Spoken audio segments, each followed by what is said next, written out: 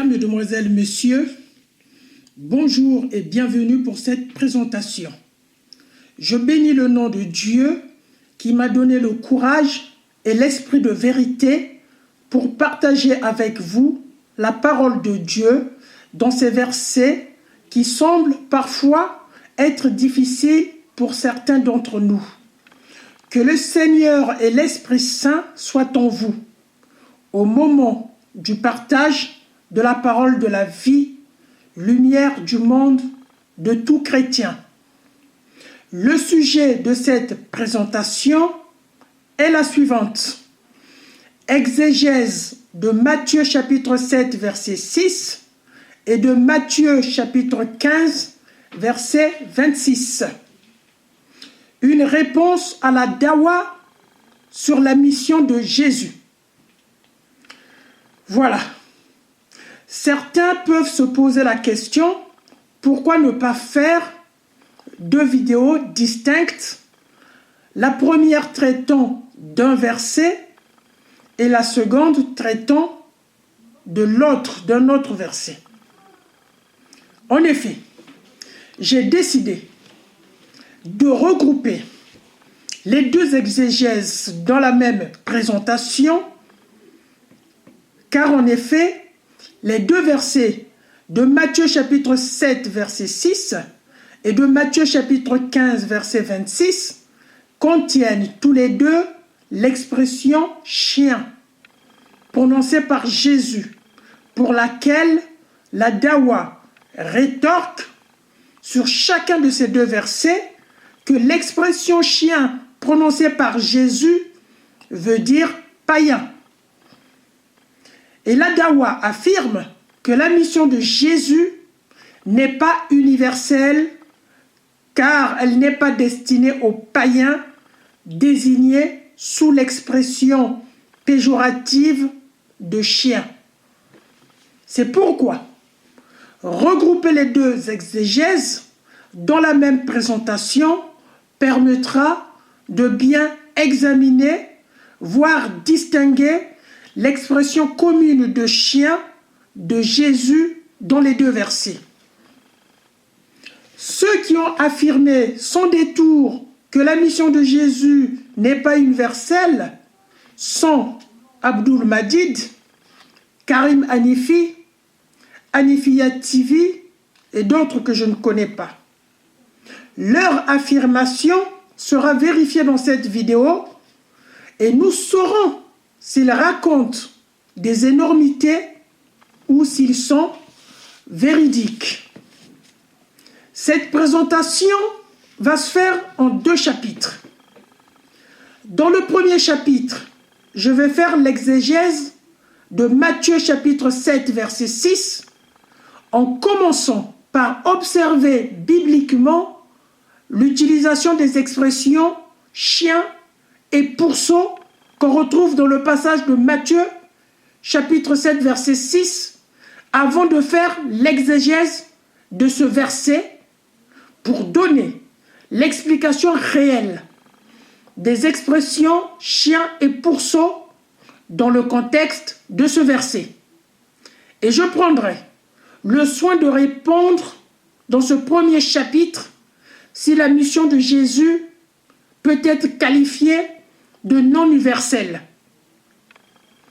Dans le deuxième chapitre, je vais faire cette fois-ci l'exégèse du deuxième verset, c'est-à-dire de Matthieu chapitre 15, verset 26, pour expliquer dans le contexte du verset que veut dire les expressions chien, pain des enfants et maître.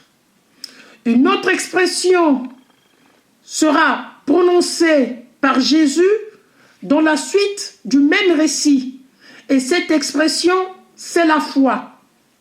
Nous expliquerons cette expression dans son contexte avant de répondre dans ce deuxième chapitre, avant que je m'affirme, moi, en tant que réalisateur, en tant que personne qui a fait cette étude, avant que je m'affirme dans ce deuxième chapitre sur la mission de Jésus, si elle est universelle ou pas. Donc, il nous reste le 3e chapitre. Et dans ce 3e chapitre, je vais faire une conclusion d'ensemble et rapide. Tout de suite, mesdames, mesdemoiselles, messieurs, commençons avec le 1er chapitre.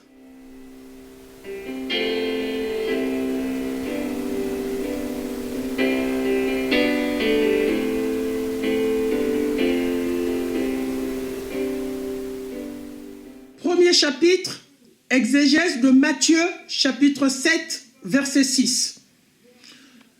Dans ce chapitre, je vais procéder à l'examen des expressions chien et pourceau utilisées par Jésus. Lisons d'abord le verset. Le verset, effectivement, qui fait l'objet de notre étude. Ne donnez pas aux chiens ce qui est sacré. Ne jetez pas vos perles aux pourceaux, de peur qu'ils ne les piétinent, puis se retournent pour vous déchirer. Je vais relire. Ne donnez pas aux chiens ce qui est sacré. Ne jetez pas vos perles aux pourceaux, de peur qu'ils ne les piétinent, puis se retournent pour vous déchirer. Matthieu chapitre 7, verset 6. Remarquez la présence dans ce passage des expressions chien, sacré, perle et pourceau, qui sont des expressions tout de même qualificatives. Ce verset est contenu dans le chapitre 7 du livre de Matthieu.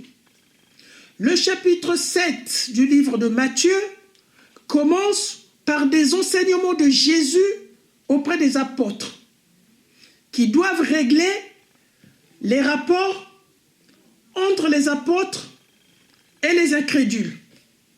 Donc Jésus donne des consignes comment se tenir devant les incrédules. C'est les consignes. C'est le contexte. Dès le début du chapitre 7, le premier verset nous donne ce contexte-là. Ces enseignements qui règlent les comportements des apôtres vis-à-vis des incrédules commencent, comme je viens de vous le dire, dès les premiers versets du chapitre 7, où Jésus dit « Ne jugez pas pour ne pas être jugé. De la manière dont vous jugez, vous serez jugé. De la mesure dont vous mesurez, on vous mesurera. » Matthieu chapitre 7, versets 1 à 2. Allez, nous sommes dans les premiers versets du livre de Matthieu 7. Donc, ces enseignements qui règlent les comportements des apôtres vis-à-vis des incrédules, les gens qu'on doit juger, qui sont ces gens-là? C'est des incrédules qui se comportent très mal. Donc, on a bien le contexte. Donc, ces enseignements qui règlent les comportements des apôtres vis-à-vis des incrédules se poursuivent jusqu'au verset 6, qui est le verset qui fait l'objet de notre étude. Donc, le verset 6 affiche aussi les comportements que doivent avoir les apôtres vis-à-vis des incrédules. On va lire le verset 6. Dans le verset 6, Jésus martèle et dit ceci. Je relis le même verset qu'on venait déjà de lire. Vous allez voir, on va peut-être essayer de relire le même verset plusieurs fois. Bon, c'est comme ça que j'ai prévu mon travail. Je relis. Ne donnez pas aux chiens ce qui est sacré, ne jetez pas vos perles aux pourceaux, de peur qu'ils ne les piétinent, puis se retournent pour vous déchirer. Matthieu chapitre 7, verset 6. Dans ce passage, qui sont les chiens et qui sont les pourceaux. Pour cela, observons l'utilisation des mots chien et pourceau dans la Bible. pour avoir la définition, l'explication des expressions chien et pourceau. Une fois on a ces explications-là, on va essayer d'examiner dans Matthieu chapitre 7, verset 6, dans quel contexte le mot chien a été utilisé, le mot pourceau a été utilisé. Donc on va essayer d'examiner par rapport à la Bible. Alors, on va commencer avec l'expression chien. Alors, le mot chien dans la Bible est écrit Keleb en hébreu. Keleb veut dire chien en français. Dans Exode chapitre 22, verset 31, on désigne la présence d'un chien pour expliquer évidemment sa condition animale de manger les restes. Hein, le chien, il mange les restes, que ce soit les poubelles, que ce soit les poubelles, ce que les hommes laissent, on va dire. Effectivement, c'est les poubelles qui conviennent de mieux pour qualifier les chiens errants par exemple. Donc, Exode chapitre 22, verset 31, désigne la présence d'un chien. Il y a un chien, voici un chien, et jusque-là, c'est pas péjoratif. Dans Deutéronome chapitre 22, verset 18, on compare le salaire d'une prostituée à celui du prix d'un chien. Ici, effectivement, l'utilisation de chien prend une forme péjorative. Dans 2 Samuel chapitre 9, verset 8, il s'agit de Tsiba. Tsiba, c'est qui? C'est le serviteur du roi David. Tsiba lui-même, il se prend pour un chien en guise d'humilité devant David. Donc, vous voyez, on a l'exemple que l'expression chien est utilisée en guise d'humilité. En hébreu, l'expression chien veut dire keleb. Elle est utilisée dans la Bible. C'est un rappel. Pour désigner la présence d'un chien, c'est Exode chapitre 22, verset 31. De manière péjorative, on l'a vu avec Deutéronome chapitre 23, verset 18. Pour décrire l'impureté, ça, vous pouvez vérifier, c'est dans Juge chapitre 7, verset 5. Et en guise d'humilité, et ça, on vient de le voir avec 2 Samuel chapitre 9, verset 8, où le serviteur du roi David, Tsiba, se prend pour un chien en guise d'humilité. Maintenant, nous allons aller observer du côté du dictionnaire. Dans le dictionnaire hébreu, keleb veut dire mépris ou avilissement. Donc, mépris ou avilissement, c'est péjoratif. On peut utiliser ce péjoratif pour décrire l'humilité d'une personne. Ça, on venait de le voir. Donc là, c'est encore un rappel. Mais keleb est aussi utilisé pour décrire un culte. Keleb est aussi utilisé pour décrire un culte de prostitution masculine. Ça nous rappelle quoi dans la Bible? Ça nous rappelle les prêtres Baal qui faisaient le sacrifice des enfants et de la prostitution infantile masculine. Ça nous rappelle ça, le culte de prostitution masculine. Ça peut être appelé Shia, Keleb. Ou le sacrifice païen. Le sacrifice païen, on peut l'appeler aussi Keleb. Donc on a vu dans les qualificatifs, il y a culte de prostitution masculine, il y a sacrifice païen. Après, il y a d'autres significations, impureté, humilité, présence d'un chien, voilà. Donc, on a vu tout. Dans la Bible et dans le dictionnaire. Et on sait que le sacrifice des païens sont un culte païen. Donc, chien ne veut pas dire païen. Ah, c'est ça, c'est curieux. Moi-même, je l'ai découvert. Hein. Je croyais que chien voulait dire païen. Mais chien, en réalité, ne veut pas dire païen. La Bible fait la différence entre un païen qui veut dire étranger est le pratiquant d'un culte païen. C'est le pratiquant d'un culte païen qui est appelé chien. D'après vous, qui est pratiquant du culte païen? Sont les païens et sont les juifs incrédules, c'est-à-dire qui ont désobéi à l'Éternel, qui ont été influencés par les cultes païens et qui, tout en étant juifs, pouvaient de temps à autre pratiquer un culte païen à côté du culte de l'Éternel. On a l'exemple, par exemple, des Samaritains. Mais en dehors des Samaritains, il y avait, dans Israël même, certains Juifs qui étaient comme ça. Hein? Rappelez-vous, dans les livres des prophètes, quand les Juifs pratiquaient les idoles sur place en Israël, les prophètes les rappelaient à l'ordre. Rappelez-vous. Donc, chien veut dire pratiquant d'un culte païen. Donc, païen, c'est sûr. Et certains juifs. Maintenant, on va voir en ce qui concerne le pourceau.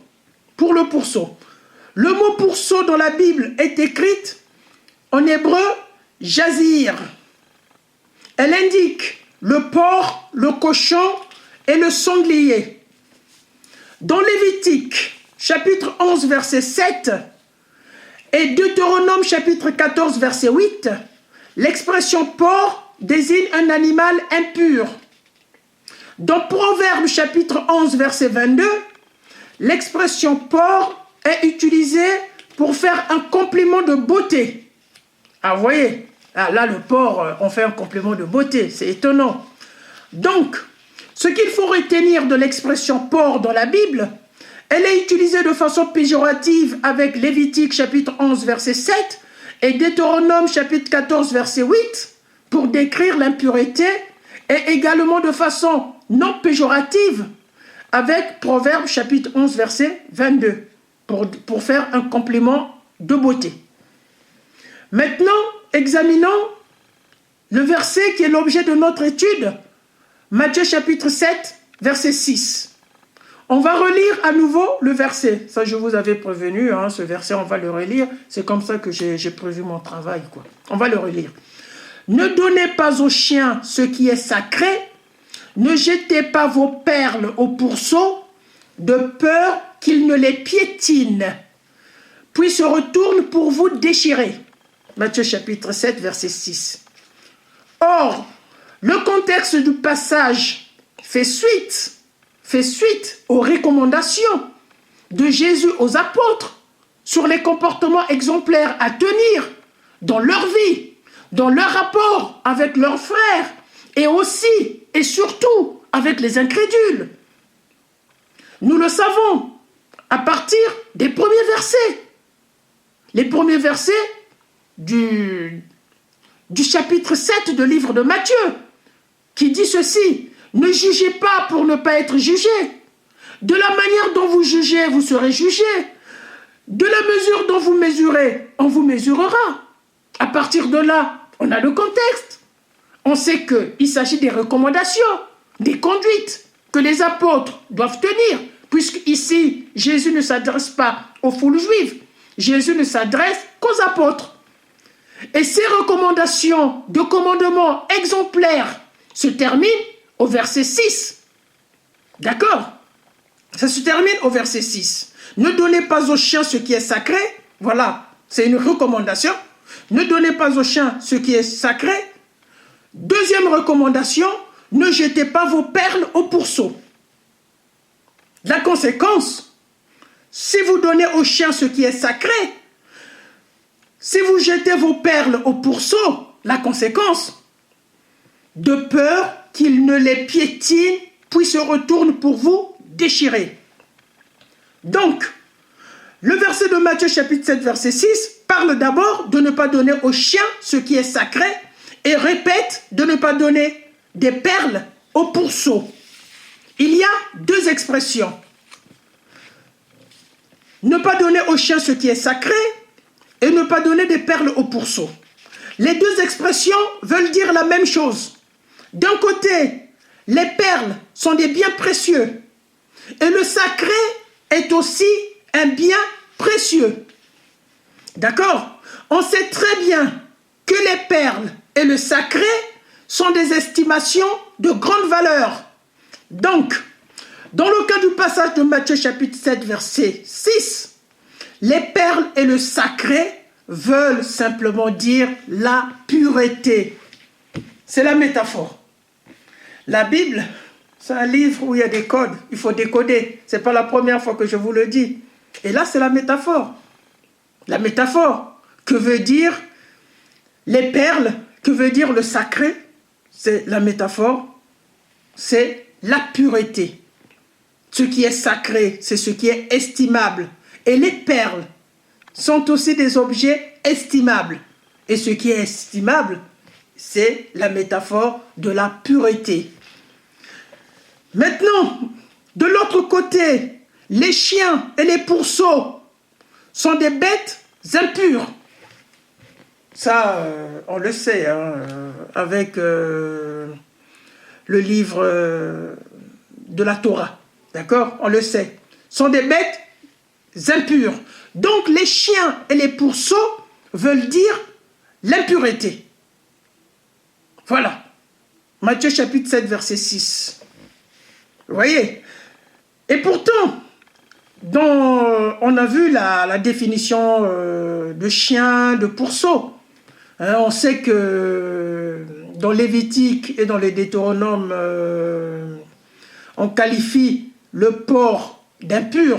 Mais ici, on a le chien qui s'ajoute. Mais on sait aussi que le chien est une bête impure.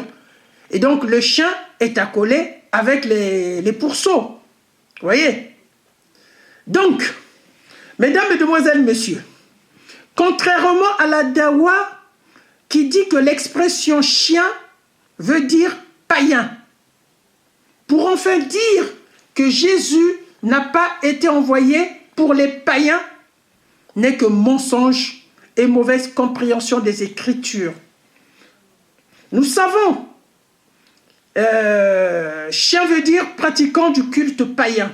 Nous savons, les païens sont des chiens. Mais les chiens, dans les chiens, il n'y a pas que les païens. D'accord? Et dans le contexte du passage de Matthieu, chapitre 7, verset 6, l'expression chien ici ne veut même pas dire païen. Donc la dawa, pas de maîtrise sur la Bible. Hein. Dans Matthieu, chapitre 7, je ne dis pas que chien ne veut pas dire païen, puisque les païens pratiquent un culte païen. Les juifs qui pratiquent un culte païen sont des chiens. D'accord? Sont des chiens également. Mais, dans le contexte de Matthieu chapitre 7, verset 6, lorsque la dawa assimile l'expression chien de ce verset au païen, la dawa se trompe. La dawa, la Bible, c'est pas vraiment leur truc. Ici, l'expression chien et l'expression pourceau veulent dire impureté. Ça ne veut pas dire païen, ça veut dire impureté. Donc,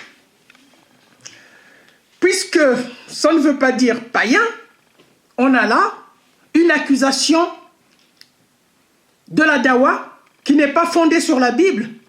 Et pourtant, ils disent qu'ils l'ont retrouvée dans la Bible. Alors qu'elle n'est même pas fondée dans la Bible. La Bible, le passage de Matthieu chapitre 7, verset 6, ne soutient pas ce que la dawa annonce dans sa propagande. Donc, ici, Jésus contraste, dans le contexte du passage de Matthieu chapitre 7, verset 6, la pureté d'un côté et l'impureté de l'autre. Maintenant que nous avons compris que les perles et le sacré veulent dire pureté, et les chiens et les pourceaux veulent dire impureté, la question qui se pose ici, qui sont les purs, qui sont qualifiés de perles et de sacrés, qui sont les purs. Une fois on sait qu'il y a la pureté d'un côté, il y a l'impureté de l'autre côté.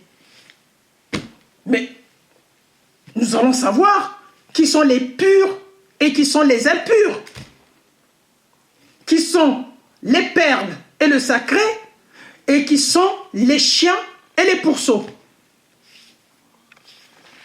Indiscutablement, le conseil et les recommandations de Jésus s'adressent aux apôtres qui ont suivi l'enseignement de Jésus, qui sont dans la promesse de l'attente de l'Esprit Saint, le Paraclet. C'est donc les apôtres qui sont ici les purs, sous la métaphore des perles et du sacré. Exégèse de Matthieu chapitre 7, verset 6. Ce sont les apôtres. D'accord? Qui sont également les impurs ici, qualifiés des chiens et des pourceaux. Ce qu'il faut savoir, les recommandations des comportements à tenir par des apôtres sont des attitudes à avoir vis-à-vis des incrédules. Les Juifs incrédules qui rejettent Jésus. En premier lieu, le puissant Sanhédrin. Indiscutablement, les impurs sont les membres du Sanhédrin qui sont méchants et détestables. Donc, le contraste pur et impur de Matthieu chapitre 7, verset 6 concerne les apôtres d'un côté et les puissants membres du Sanhédrin de l'autre côté. C'est l'exégèse. Hein. Dans les coutumes juives, dans les coutumes chrétiennes, dans la Bible, les purs sont ceux qui ont cru à la parole de Dieu. Et les impurs sont ceux qui se sont éloignés de Dieu parce qu'ils n'ont pas cru à la parole de Dieu. Et on les appelle aussi les impies. En résumé, dans le passage de Matthieu chapitre 7, verset 6, Jésus met en garde ses disciples, c'est-à-dire les apôtres, contre les mauvais jugements et contre l'esprit du jugement du puissant Sanhédrin. Il les exhorte à ne pas manquer du discernement spirituel dans certaines situations qu'ils peuvent rencontrer dans leur service à la suite des membres du Sanhédrin. Voilà ce que veut dire Jésus. Dans ce sens, mieux vaut que les apôtres conservent le précieux saint qu'ils possèdent, que Jésus les a transmis, que de les remettre aux puissants membres du Sanhédrin qui risquent de les maltraiter, les torturer, voire les condamner. Mais d'où je sors les expressions les maltraiter, les torturer, les condamner? C'est simple. Quand on lit le passage que dit Matthieu chapitre 7, verset 6, la dernière expression de ce passage, à partir, qu'est-ce qu'on lit? On lit la peur qu'il les piétine et se retourne pour vous déchirer. C'est ça la violence. C'est ça qui englobe maltraiter, torturer, voire les condamner. Allez, vous allez dire, pour que vous ne vous posez pas la question, où est-ce qu'il a imaginé torturer, maltraiter? Évidemment, je le tire du fait, le passage, dans sa dernière expression, souligne le fait qu'il les piétine et se retourne pour vous déchirer. Voilà. Donc, c'est la recommandation de Jésus aux apôtres dans Matthieu chapitre 7, verset 6. Ce n'est pas parce qu'il y a des expressions de chiens et de pourceaux qu'il est question de païens. La dawa s'est trompée. Et je vous ai montré ce que dit le dictionnaire. Païen veut dire étranger. Chien peut être utilisé comme péjoratif, comme humilité et comme pratiquant un culte païen. C'est-à-dire païen comme juif. Dans notre cas, chien est utilisé dans le sens péjoratif des méchants impies. Et ça, on ne l'a pas vu dans l'Ancien Testament, quand je suis parti dans la Bible. Tout à l'heure, pour vous donner la définition de ces expressions, je suis allé dans l'Ancien Testament. Et ça, et le dictionnaire ne nous parle même pas de méchants impies concernant l'expression chien. Alors que dans Matthieu chapitre 7, verset 6, l'expression chien est utilisée dans le sens des méchants, les méchants impies, c'est-à-dire les incrédules. Tu leur apportes le message, ils te tombent dessus pour te faire du mal. Voilà. Donc, on peut généraliser le message de Jésus, cette fois-ci adressé à ceux qui ont accepté Jésus comme Seigneur et Sauveur, c'est-à-dire les chrétiens. Le message, les recommandations de Jésus envers les apôtres, on peut les généraliser à notre époque. D'accord? Puisqu'à notre époque aussi, il y a des impies. D'accord? On peut remarquer que les impies et les impurs de notre époque également sont par leur nature insensibles à suivre Dieu dans leur goût et à délaisser le plaisir de ces bas mondes. Les choses qui sont saintes et précieuses ne le sont pas pour eux. Et si malgré tout, nous leur présentons, par exemple, ce verset de Jésus, quand on va, par exemple, évangéliser, sachons évangéliser. Si on veut leur présenter le verset aux incrédules, donc ça dépend des personnes, je vais dire.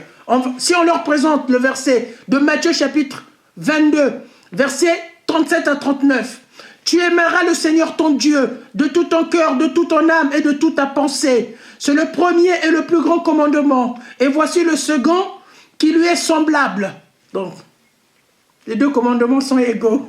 « Tu aimeras ton prochain comme toi-même. » Ok? Que vont faire les impies? Donc, sachant, les chrétiens doivent savoir évangéliser, selon les recommandations de Jésus dans Matthieu chapitre 7, verset 6. La recommandation au chapitre 6 qu'il donne aux apôtres par rapport aux puissants membres du Sanhédrin. Mais nous y sommes. Le puissant membre du Sanhédrin, ça existe, les incrédules d'aujourd'hui. Donc, si on leur présente ce passage, par exemple, de la Bible, qu'est-ce qu'ils vont faire? Ils vont mépriser ce verset. Et nous risquons de subir leur violence, la violence des impies, la violence des incrédules. Il est juste que nous suivons les recommandations de Jésus, que Jésus a données aux apôtres, afin que nous soyons des dispensateurs des choses saintes de Dieu, mais pas envers de telles personnes méchantes et impies. Cependant, n'oubliez pas, Jésus nous recommande, ces impies-là méritent notre amour. D'accord? Bien, le passage de Matthieu chapitre 7, verset 6, ne concerne nullement les païens, mais les apôtres et les incrédules. Donc, ce passage ne permet pas de réduire la mission de Jésus en disant que Jésus n'est pas venu pour les païens. Ça ne parle même pas des païens dans ce passage. Donc, utiliser ce passage pour dire que Jésus n'est pas venu pour les païens, une fois de plus, la Dawa se trompe et a menti aux musulmans. Fin de l'exégèse de Matthieu chapitre 7, verset 6, place maintenant au deuxième chapitre de cette présentation.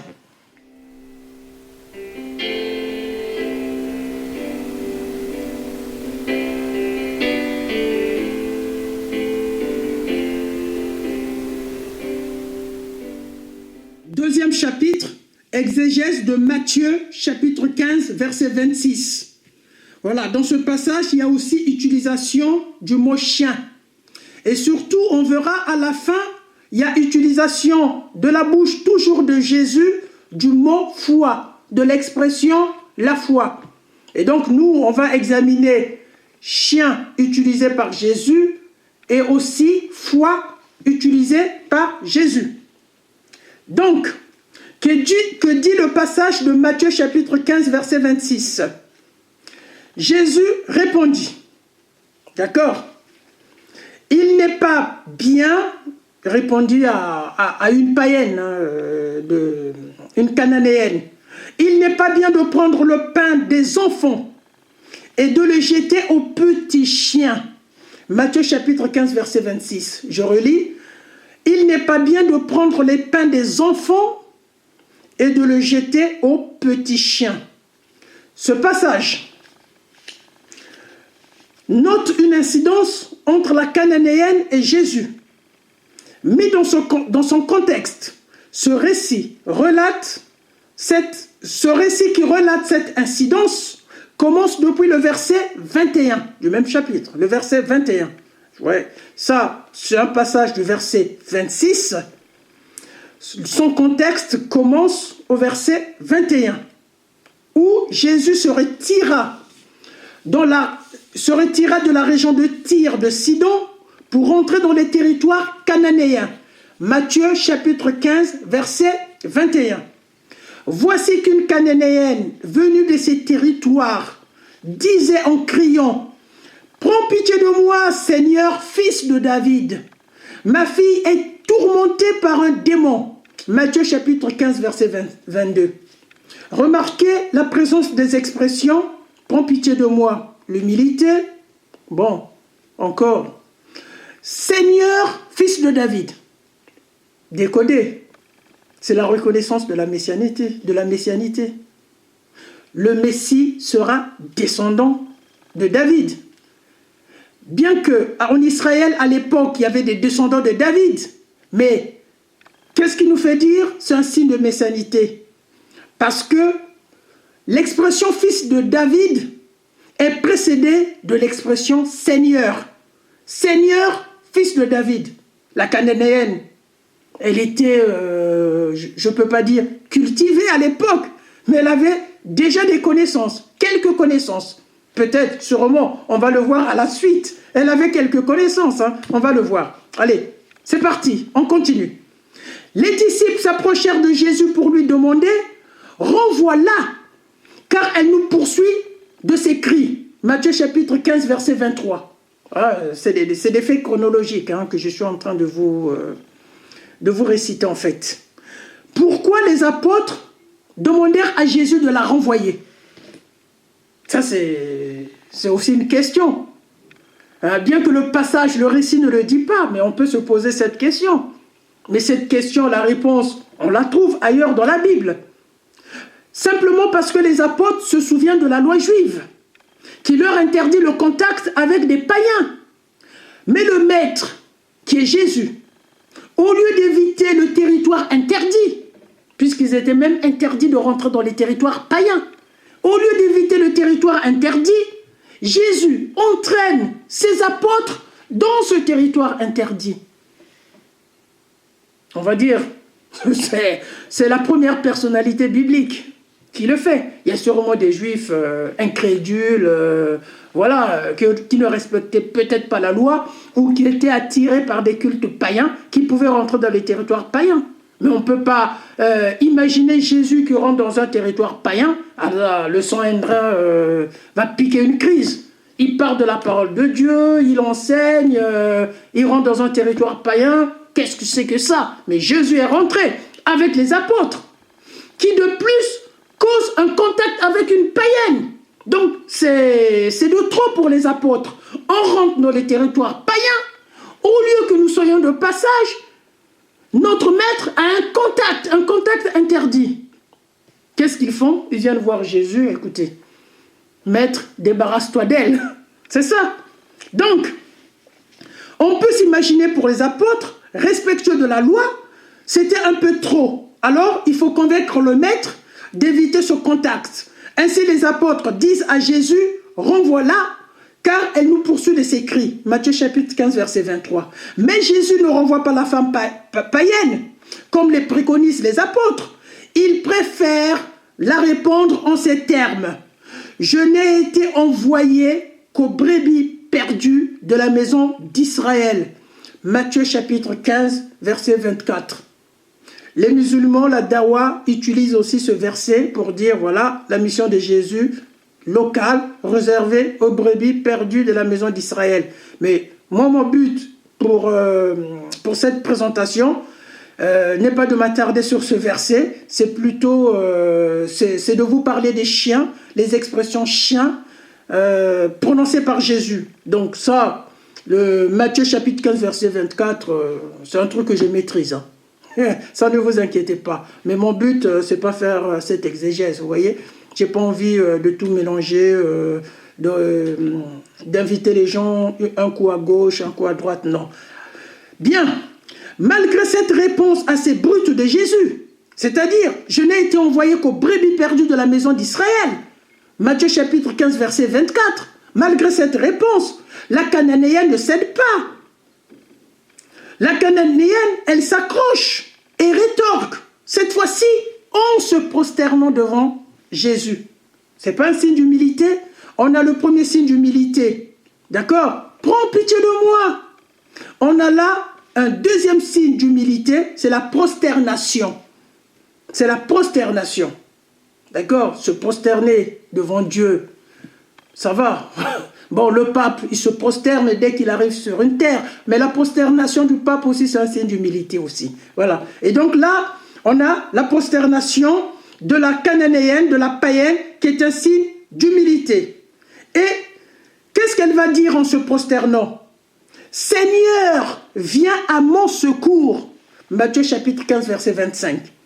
Jusqu'ici, Jésus ne veut toujours pas la rejeter. Ou dans le langage vulgaire, nos langages de banlieue, la renvoyer se faire foutre afin de suivre la proposition des apôtres. Mais Jésus continue la conversation et dit à la cananéenne, qui est une femme païenne, il n'est pas bien de prendre le pain des enfants et de le jeter aux petits chiens. Matthieu chapitre 15, verset 26. C'est le verset qui fait l'objet de notre étude. Matthieu chapitre 15, verset 26. D'accord? Il n'est pas bien de prendre le pain des enfants et de le jeter aux petits chiens. Donc, à ce niveau de conversation, Jésus n'a toujours pas rejeté la cananéenne. Visiblement, Jésus ne veut pas non plus la rejeter. On peut s'imaginer de l'impatience des apôtres qui voient ce contact de mauvais œil, car ils sont respectueux de la loi. Remarquons que Jésus use du vocabulaire inédit dans ce passage, un peu osé, on peut croire, avec deux expressions problématiques du pain des enfants et de chiens, du pain des enfants et des chiens. Donc, on constate que Jésus, d'accord, ne lâche pas la cananéenne en suivant la proposition des apôtres. Et la cananéenne aussi ne lâche pas Jésus. Malgré le vocabulaire inédit utilisé par Jésus à son encontre, à l'encontre de la cananéenne, la femme païenne. La païenne répond à Jésus face à ce passage inédit en expression. Le pain des enfants, les chiens, les petits chiens. Face à ces expressions un peu inédites, un peu osées, la cananéenne ne lâche pas. La cananéenne répond à Jésus, « Oui, Seigneur, mais justement, les petits chiens mangent des miettes qui tombent de la table de leur maître. » Matthieu chapitre 15, verset 27. Bon, souvenez-vous, le verset de notre étude, c'est le verset précédent, où Jésus tient les propos. Mais là, c'est les propos tenus par la femme cananéenne. On va quand même s'en servir. Voilà, on va quand même s'en servir pour notre étude. Mais le but même de l'étude, c'est d'examiner les propos tenus par Jésus. Mais là, on remarque que la femme cananéenne récupère les mêmes propos. Voyez, prononce les mêmes propos. Puisque la femme cananéenne dit, oui Seigneur, mais justement les petits chiens. Jésus a parlé des petits chiens. Elle reprend les petits chiens à son compte et elle utilise une expression nouvelle que Jésus n'a pas utilisée. C'est l'expression maître. Les petits chiens mangent ce qui tombe de la table de leur maître. Voyez, donc, on a deux expressions, petit chien et maître, employées par la cananéenne. Bien. Ce vocabulaire inédit et utilisé par la cananéenne n'est pas envoyé contre Jésus, mais au contraire, une acceptation contre elle-même, se reconnaissant d'être un petit chien qui est un caractère noble de humble. Et ça, on l'avait vu. Donc ici, elle se qualifie de petit chien dans le sens d'être humble. D'être humble. Alors que le petit chien prononcé par Jésus a un autre sens. Elle connaît le sens. C'est un sens péjoratif. Mais elle le prend pour elle. Et ça, on a vu dans la Bible, ces expressions-là, quand on les prend pour soi-même, c'est pour montrer l'humilité. Voyez? Donc, enfin, tout se termine à merveille, car Jésus finalement la répond avec soulagement. La réponse de Jésus va dans le sens de la demande de la Cananéenne. La réponse de Jésus vient exaucer la demande de la Cananéenne. Voici ce que dit Jésus. Femme, grande est ta foi. Je vous ai dit, on examinera l'expression foi. La foi, dans quel sens Jésus utilise l'expression foi dans ce passage? On va voir tout ça.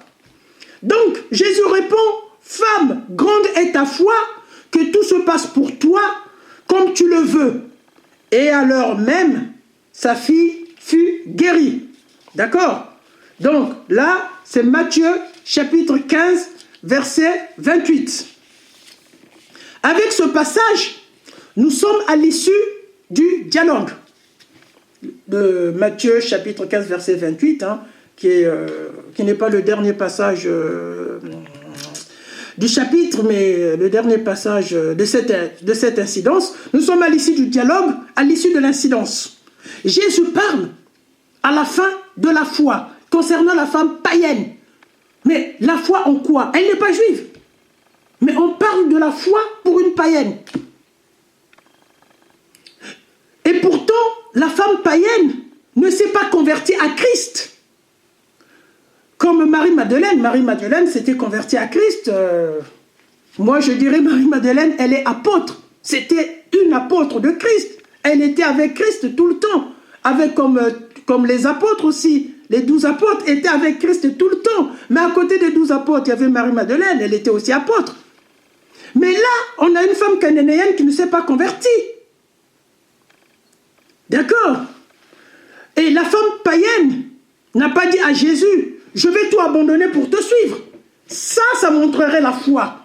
Un peu comme Marie-Madeleine. Là, ça montrerait la foi. Seigneur, fils de David, je vais tout abandonner, je vais te suivre. Ça montre la foi. Mais cette femme-là n'a pas dit ça. Mais pourquoi Jésus dit elle a la foi? La femme a simplement dit que les petits chiens mangent les miettes qui tombent sur la table de leur maître. Et Jésus dit, elle a la foi. D'accord? Il ne s'agit pas non plus de l'humilité. L'humilité, on l'a vu.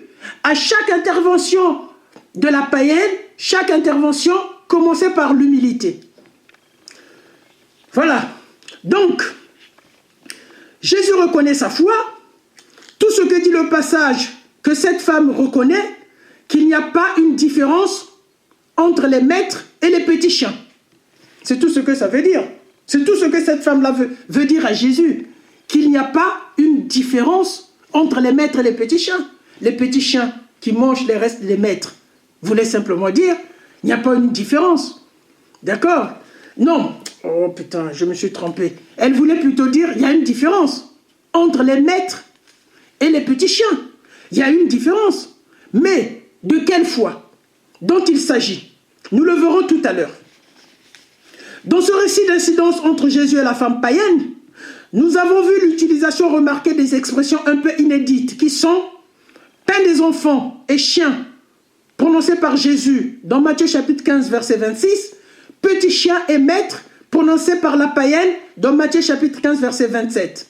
Souvenez-vous du premier chapitre, j'ai démontré, chien veut dire keleb en hébreu, signifie culte de prostitution masculine, culte de sacrifice païen, mépris ou avilissement, ce qui est péjoratif. On peut utiliser ce péjoratif pour décrire l'humilité d'une personne. Ça, tout ça on a vu, pardon. Mais, qui sont les chiens?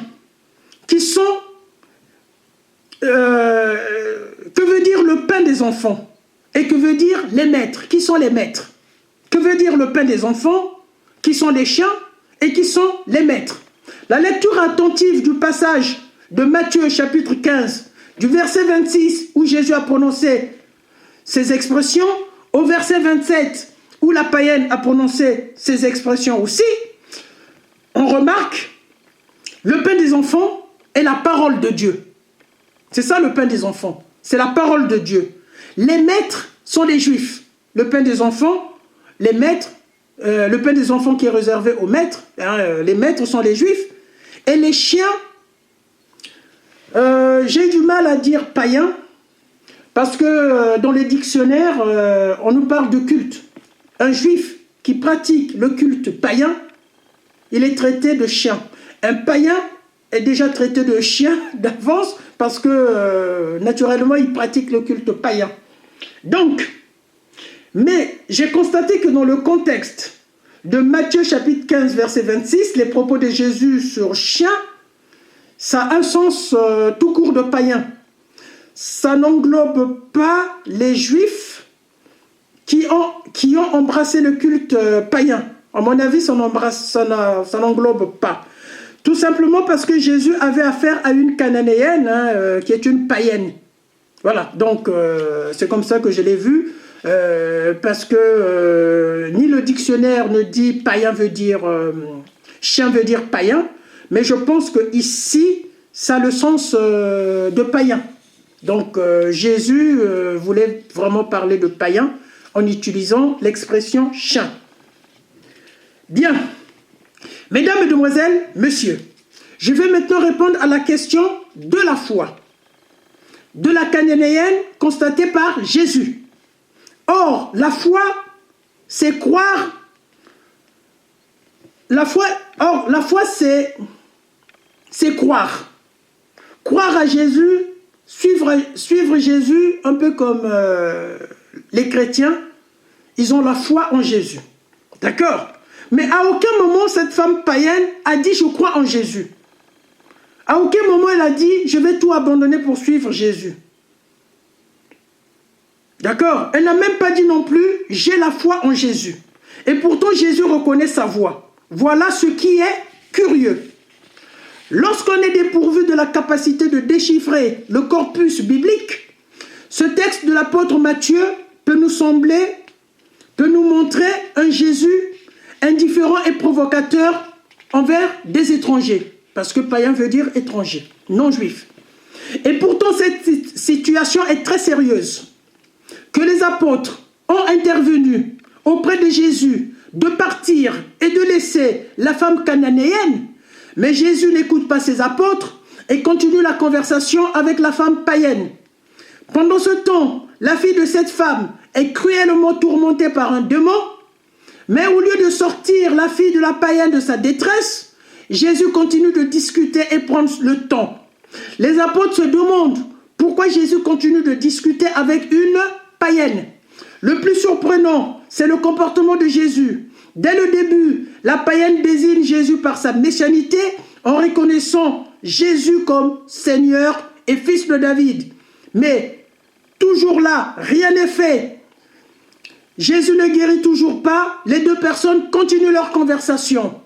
Contre toute attente, Jésus, le premier, tente la païenne. Il n'est pas bien de prendre le pain des enfants et de le jeter aux petits chiens. Matthieu chapitre 15, verset 26. Devant cette tentation de Jésus, la païenne donne une réponse sublime, en approuvant entièrement la description faite par Jésus, l'identifiant à une païenne indigne, par l'expression de petits chiens. Elle s'en remet à sa miséricorde, à son amour et à sa grâce en disant « Oui Seigneur, mais justement, les petits chiens mangent les miettes qui tombent de la table de leur maître. » Matthieu chapitre 15, verset 27. En ce moment-là, Jésus interrompt sa tentation, reconnaît la foi et la fille de la païenne tourmentée fut guérie immédiatement. Concernant la foi de cette païenne, Jésus voit dans sa dernière réponse, suivez-moi très bien pour comprendre la foi dont parle Jésus. Suivez-moi bien. Jésus voit dans sa dernière réponse la foi. Car il y a dans la tentation, dans la païenne, la reconnaissance des Écritures.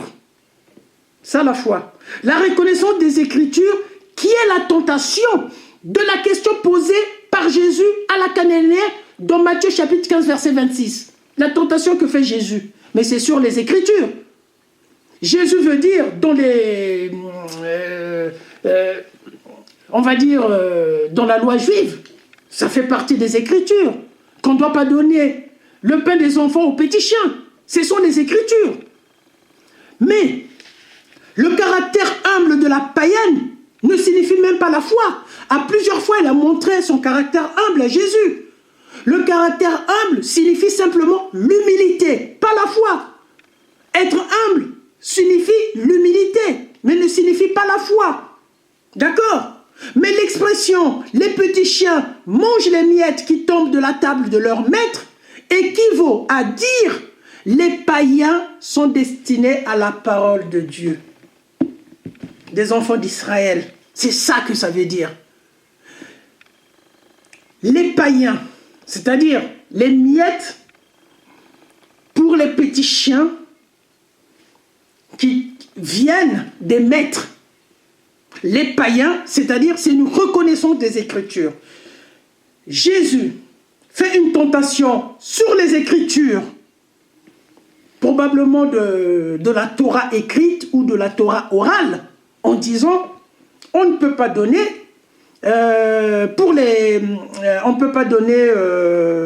le pain des enfants aux petits chiens. C'est un rappel des Écritures. Et la cananéenne, comme je vous ai dit au départ, c'est une femme intelligente, cultivée sûrement. Elle devrait connaître ou entendre parler, comme les Israélites n'étaient pas loin. Elle devrait peut-être entendre parler du Messie. Elle dit, Seigneur, fils de David. Elle devrait peut-être entendre parler des Écritures. Donc, elle rappelle par rapport à la réponse de Jésus. Donc, cette réponse de la païenne décrit l'universalité de la parole, qui est aussi destinée aux païens. Et cette expression de la païenne qui attire l'attention de Jésus, la qualifiant de personne ayant une grande foi. Une grande foi, c'est la foi dans les Écritures. La tentation s'est faite dans les Écritures. La femme a répondu que ces Écritures sont aussi destinées aux païens. C'est... À l'époque, les gens étaient intelligents. Hein. C'est pas parce qu'il y a 2000 ans. Hein. Putain. Bien. Donc, à la question de Jésus de Matthieu chapitre 15, verset 26, la réponse de la païenne de Matthieu chapitre 15, verset 27 découle du fait que la parole, qui veut dire le pain des enfants, a été promise à Israël, c'est-à-dire les maîtres, d'être un exemple devant les païens, les petits chiens, d'en user et d'en faire user aux païens, les petits chiens, avant l'arrivée du Messie. Ok? La réponse de la païenne prouve que le Messie est universel. Statut qu'elle reconnaît à Jésus dès le départ en disant « Mon Seigneur est fils de David ».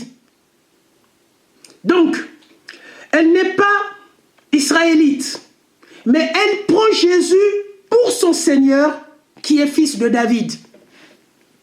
Elle reconnaît en Jésus le Messie. Elle reconnaît en Jésus l'universalité puisqu'elle est païenne. Puisqu'elle est païenne, Jésus devrait être Seigneur et fils de David pour les Israélites. Mais elle le reconnaît aussi pour elle. C'est pour ça que je vous disais que cette femme, je ne sais pas comment, elle devrait connaître forcément, pour qu'elle attire l'attention de Jésus, elle devrait connaître. Donc, après avoir reconnu la messianité, elle reconnaît dans l'intention de sa réponse, Matthieu chapitre 15, verset 27, la parole, le pain des enfants, a été promise à Israël, les maîtres, d'être un exemple devant les païens, les petits chiens, d'en user et d'en faire user aux païens avant l'arrivée du Messie. Ce que Jésus reconnaît dans le passage de Matthieu, chapitre 15, verset 28, en disant « c'est la foi ». Et cette foi, c'est quoi? C'est la croyance aux Écritures destinées à être universelle. Cette foi des Écritures, cette foi qu'a la femme païenne pour les Écritures universelles dont il s'agit, que Jésus apprécie dans Matthieu chapitre 15, verset 28, cette foi peut se résumer dans le passage de Matthieu chapitre 15, verset 28, comme suite. Le pain des enfants a été promis au maître d'être un exemple devant les petits chiens, d'en user et d'en faire user aux petits chiens avant l'arrivée du Messie. Mais les enfants d'Israël ont failli. Ils n'ont pas joué leur rôle. D'accord? On peut également faire cette lecture si on enlève les expressions un peu osées. D'accord? On va enlever les expressions osées là. On peut lire comme ceci. La parole a été promise aux Israélites d'être un exemple devant les païens, d'en user et d'en faire user aussi aux païens avant l'arrivée du Messie. Mais les enfants d'Israël ont failli. Fin de l'exégèse. Donc, vous avez compris ce que veut dire la foi dans le contexte de Matthieu chapitre 15, verset 28. Ce n'est pas la foi pour embrasser l'enseignement de Jésus. C'est plutôt la foi dans les Écritures qui ont été prévues pour être universelles. D'accord? Donc, mesdames, mesdemoiselles, messieurs, nous sommes partis au départ pour l'explication du vocabulaire inédit et utilisé par Jésus. Nous savons que Jésus utilise un vocabulaire d'exaspération pour tenter la païenne et non pour l'humilier. Donc, il s'agit d'une tentation. D'accord? Comme il s'agit d'une tentation, le terme petit chien n'a pas, ici dans le contexte, une connotation méprisante, ni péjorative, ni humiliatrice. Il s'agit des expressions courantes à l'époque pour désigner tous ceux qui pratiquent un culte païen. Ces expressions populaires, bien qu'elles ont une connotation péjorative,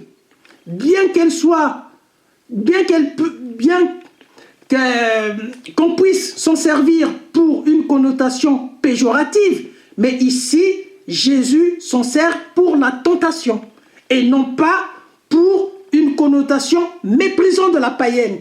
Jésus ne s'en sert pas pour mépriser la païenne, Jésus s'en sert des expressions connues pour que la cananéenne puisse comprendre ce que veut dire Jésus. Et la cananéenne, qui est d'une culture proche à l'époque, a bien compris ce que voulait dire Jésus. Ce n'était pas péjoratif, hein? D'accord? Et aussi, elle a bien répondu. Voilà. Donc, Jésus reconnaît la foi de la païenne et finalement l'humilité qui va avec. Et la foi de la païenne, c'est la reconnaissance de l'universalité des Écritures avant l'arrivée du Messie. Comme le confirme, comme l'avait prophétisé déjà à l'époque le Deutéronome chapitre 4, versets 5 à 8. Nous allons lire le Deutéronome. Ouais, la cananéenne peut-être connaissait les Écritures. D'accord? Le Deutéronome chapitre 4, versets 5 à 8 est difficile à comprendre, hein, mais je ne vais pas faire l'exégèse, hein, on n'a pas le temps, hein, on ne doit pas aller de gauche à droite. C'est pas... Donc, je vais quand même lire le verset.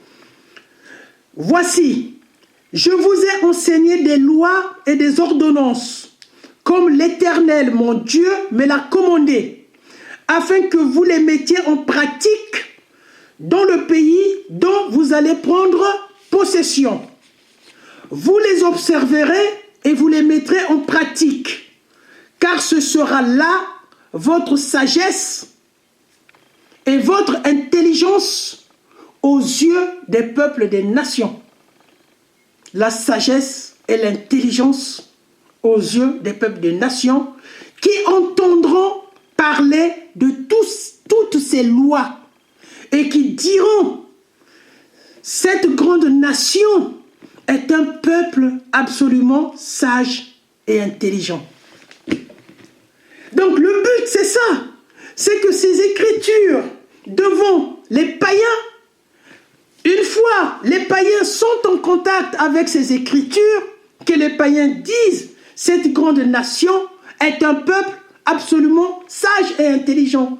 Mais si on ne ramène pas les écritures aux païens, comment savoir comment les païens pourront dire cette grande nation est un peuple absolument sage et intelligent? Quelle est en effet la grande nation? Ça c'est le Deutéronome qui se poursuit. Quelle est en effet la grande nation qui est des dieux aussi proches que l'Éternel, notre Dieu? Il n'y en a pas. Il n'y en a pas. D'accord?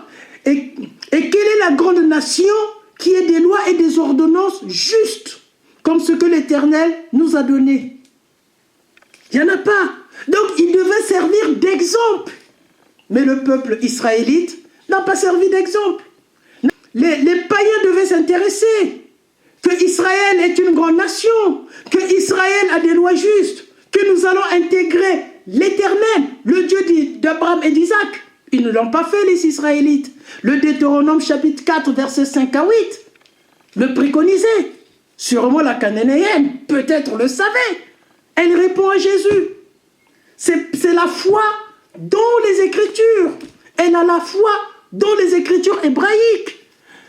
Elle reconnaît les Écritures hébraïques. Elle prend Jésus-Christ, elle en tant que païenne, Seigneur et fils de David, pour elle.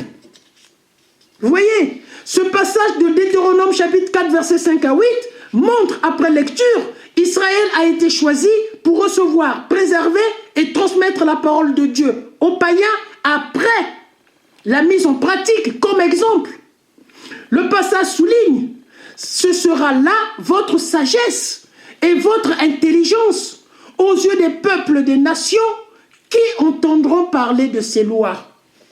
Donc ici, les Israélites servent d'exemple devant les nations, afin que les nations suivent les Israélites en exemple, car ils se diront, cette grande nation est un peuple absolument sage et intelligent. Ça veut dire suivre les Israélites. La Bible, faut déconner. Donc, le Deutéronome chapitre 4, verset 5 à 8, s'inscrit dans l'alliance et dans le pays promis à la postérité qui doit accueillir le Messie, promis à Israël dans les Saintes Écritures de l'Ancien Testament et dans lequel il manifestera sa gloire. Le Messie promis concerne son fils né de la postérité de David, selon la chair. Romains chapitre 1, verset 2 à 3. Fin de l'exégèse de Matthieu chapitre 15, verset 26. Mesdames, Mesdemoiselles, Messieurs, place à la conclusion.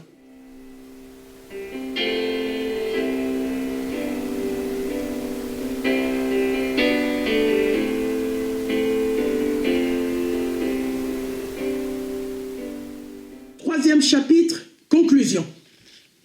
Nous avons vu que ce soit Matthieu chapitre 7, verset 6, que ce soit Matthieu chapitre 15, verset 26, l'expression chien ne veut pas forcément dire païen.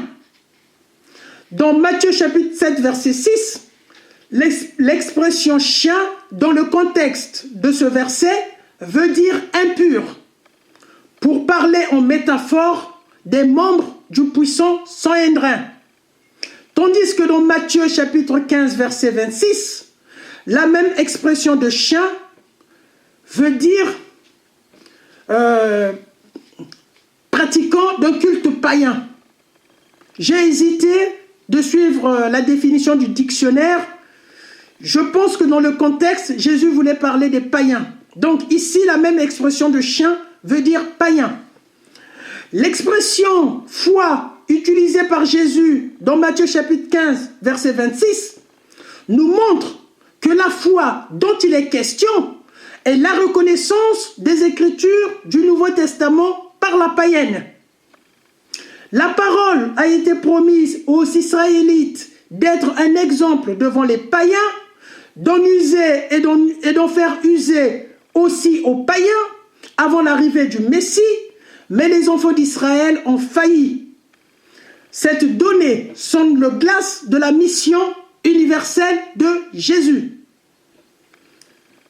D'accord? La mission universelle de Jésus, je peux la démontrer aussi par autrement dans la Bible. Bon, je ne vais pas saturer ma présentation.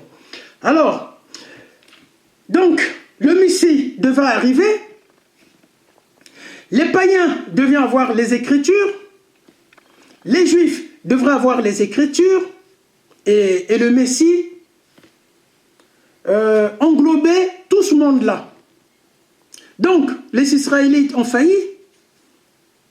Et donc, le Messie, quand il est arrivé, et tout a été prévu déjà par Jésus lui-même, hein, que les Écritures partent aux païens. C'est l'exégèse que je ne vais pas vous faire. C'est un reproche. Il y a un code dans l'Évangile qui est un reproche de Jésus aux membres puissants du Sanhédrin. Pourquoi la parole n'est pas partie aux païens? Il y a un reproche de Jésus sur ça. Peut-être un jour, je ferai l'exégèse sur ça pour vous montrer ce code-là. C'est comme là, aujourd'hui, je vous ai montré le code de la foi. Ce n'est pas une femme qui suit Jésus, ce n'est pas une femme qui se convertit chrétienne, elle reste païenne, mais c'est la foi aux Écritures, c'est un code. Mais Jésus a reproché au Sanhédrin pourquoi les Écritures ne sont pas allées aux païens. Peut-être, non mais, c'est incontestable, tout est Jésus, ça a été prévu, voilà, le Messie est universel. Bien, donc, par le contexte de la foi, dans le cas du passage de Matthieu chapitre 15, verset 26, j'ai démontré la mission universelle de Jésus. Bien entendu, par la croyance de la païenne, que la parole est aussi destinée aux païens, pendant que le Messie est là. C'est pas, puisque c'était avant le Messie que c'était prévu. Mais pendant que le Messie est là, la cananéenne la montre que la parole, les petits pains sont aussi destinés aux païens. Et Jésus reconnaît la croyance dans les Écritures universelles. Et ces Écritures universelles, qui est la croyance de la cananéenne, c'est ça qui explique aussi la mission de Jésus, elle est universelle. La cananéenne la reconnaît. Et Jésus dit, tu as une grande foi. C'est la reconnaissance aux Écritures qui disent que la parole devrait aussi aller aux païens. C'est la reconnaissance de ces Écritures. Que le Messie est universel. C'est ça que ça veut dire. Si la parole doit aller aux païens, c'est que c'est la reconnaissance de l'universalité des Écritures. Le Messie est universel. Et le Messie a montré qu'il est universel en lui disant « ta foi est grande » et tout de suite, sa fille a été guérie. Voilà. Donc, mesdames, mesdemoiselles, messieurs, je suis arrivé à la fin de cette présentation. Je pense que cette présentation vous a permis de comprendre l'expression « chien » qui a une définition différente entre Matthieu chapitre 7 et le verset 6 et Matthieu chapitre 15 verset 26. Et vous avez compris la définition de la foi de la païenne de Matthieu chapitre 15 verset 28 qui est la reconnaissance de l'universalité des Écritures. L'expression foi prononcée par Jésus de Matthieu chapitre 15 verset 26 nous montre que la foi dont il est question est la reconnaissance universelle des Écritures du Nouveau Testament. Hein. À l'époque, voilà, l'Évangile était toujours en cours. J'ai fini ma présentation. Alors, tout ce que je peux vous dire,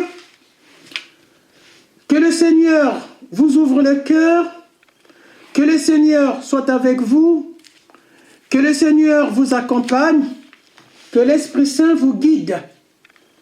À toutes et à tous, au revoir et à bientôt.